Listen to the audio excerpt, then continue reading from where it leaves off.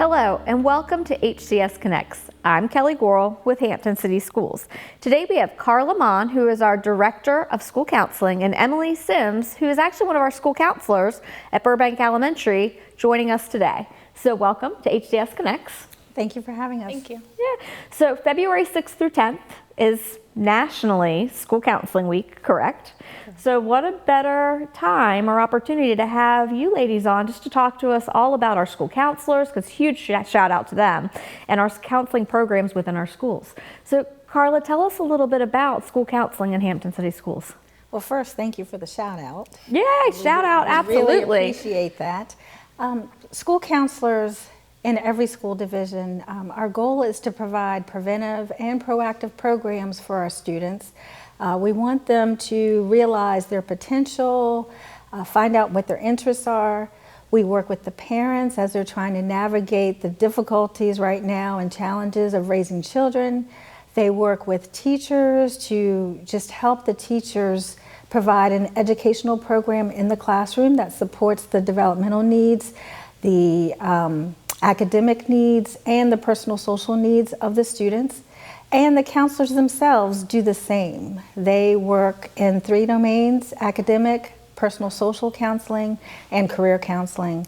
And they provide different programs in those areas to help the students realize their potential. So we always say that teachers wear multiple hats, but it looks like school counselors have just as many hats. So I can't even imagine the number of hat boxes in your closets, because that was a lot. So about how many counselors do we have in Hampton City Schools working with our students? We have about 62 school counselors, K through 12. And so Emily, you are at Burbank, K through 5. So tell us, what does that look like in your school when you're serving kindergarten through 5th grade students? Well, every day is different. I try to plan, but of course, it kind of have to throw that out the window. But typically, I have lessons planned, whole group lessons, which would entail all classrooms going into kindergarten through 5th grade. I go in there at least once a month. Those lessons could include bullying prevention. February will be Kindness Month. This past month I did emotional baggage lessons. Small groups I do. Currently I'm doing 3rd and 4th grade groups on school success. Within those groups, today I did one on organization. Last week, we did on focus attention. So we did some mindfulness activities as well as some timer activities, so the students could see what worked best for them, and then they go back and practice the strategies in the classroom. So you do have plans as far as, like you said, you're going in, you're doing whole classrooms, small groups. You said, sometimes you got to throw that out the window though, because you just have to be flexible. But you're there also for individual students if they need to talk with a counselor or helping out in that aspect. Right. So that's when I kind of have to throw things out the window. Is you don't know what the students are coming in with. So you don't know what, sometimes it's small. They miss their parents at home, so that's an easy fix. But sometimes it's, friendship issues, or, sometimes a mediation or something that can be, they need a little hug or something that, or crisis, you never know you don't know what's coming into the school building or even into your classroom. So, but I love how you said you're still pushing in and having lessons, and you're talking about bullying and kindness, but also setting students up for success and organization. So again, those multiple hats, because you're hitting the academics, you're hitting the social emotional learning, different pieces there. But then if a student, you are working with kindergarten, so 5-year-olds yeah, through 5th grade, which are probably 10, 11-year-olds. And so they're still developing. They're little people, so they don't know how to deal with their emotions sometimes, or they do have those friendship, concerns or issues. So you really have your hands on all of the students in the school and helping them, whatever their needs are. it keeps me busy. It keeps you busy. So, and Carla, is that kind of what it looks like at a middle school and a high school level as well, or tell us the difference there? What does their day look like? Well, all of us use a multi-tiered systems of approach. So like Emily explained, our tier 1 is that whole group going into the classroom once a month at a minimum to make sure that we touch on certain topics with the students. At the elementary level, it's more of those foundational skills, adjusting to school, coming from home, adjusting to school. At the middle school level, it's more about finding your place in the world and developing some social skills, starting to learn about yourself, where you fit in, how you fit in, your interests, your likes. They start to do more with careers. And then at the high school level, it's more of giving them a voice to learn to be independent, how to make good decisions, the best decisions for them. Smart choices, yes. And then also preparing them for post-secondary education or career. So the tier 1 is that whole group, and then the tier 2 is giving that individualized, specialized, maybe groups, check-ins with students who just needed a little more support. And then we also do some indirect counseling, which is we collaborate with others and we make referrals for some students who just need some more support than what we can give in the schools. Well, and there's a lot, you are assigned to Burbank.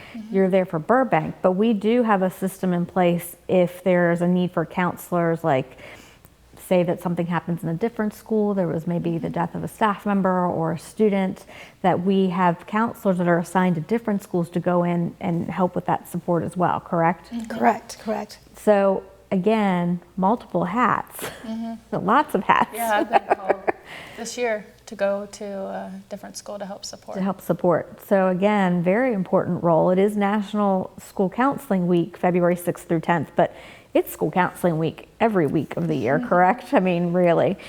So again, back to you, Emily, looking at just your K-5 students, do you have any moment that that really comes to your mind as far as like, wow, I really made an impact on this child? I'm putting you on the spot. And it doesn't have to be anything really large, like just even working with some of your students through, like you said, those friendship issues or just organization.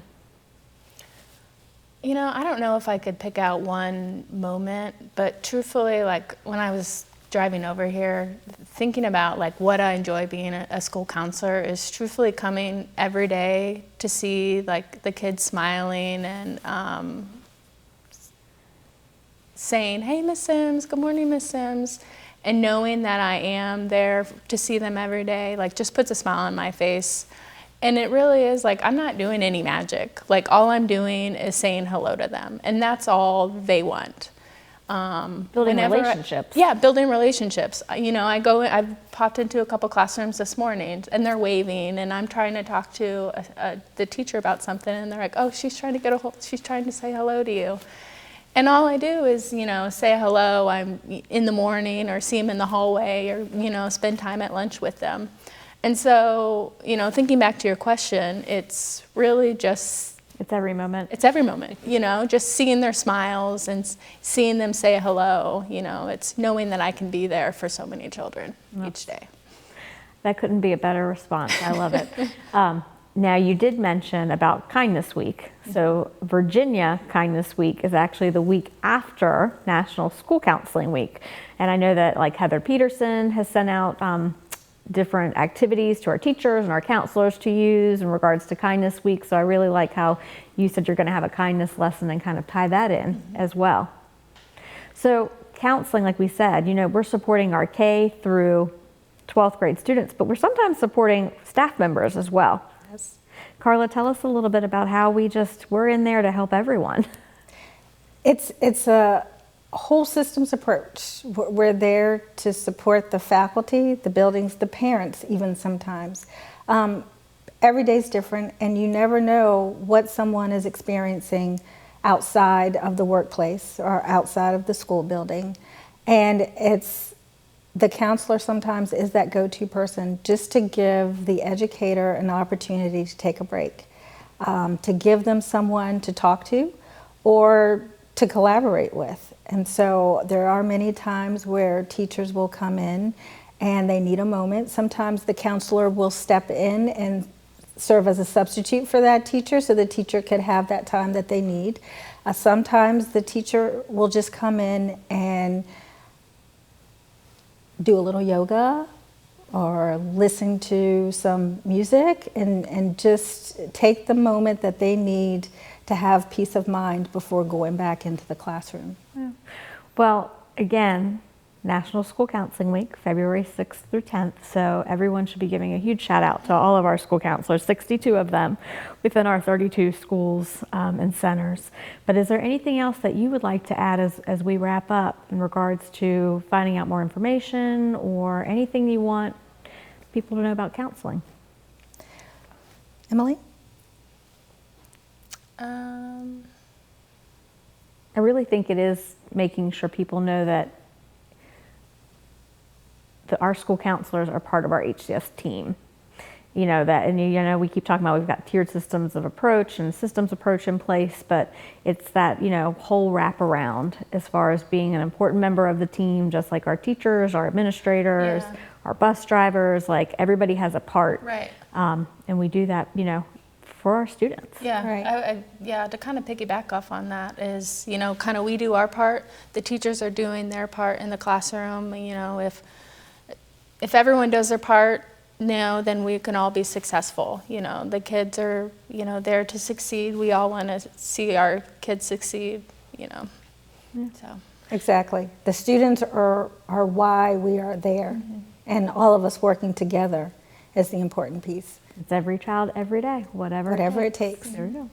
Well, thank you ladies both for being here. We appreciate all you do every day for our students, our staff, and our families. So thank you so much for being here to share that. Thank you. Thank you. And thank you for joining us on HCS Connects. Remember, it's easy to stay connected.